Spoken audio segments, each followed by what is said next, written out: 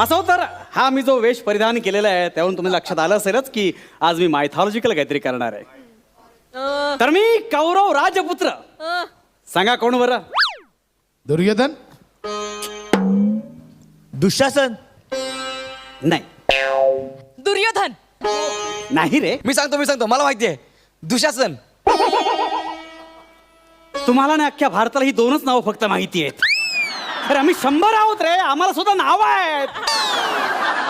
अरे आम्ही सुद्धा लढलो पण करिअर फक्त दोघांचीच झाली.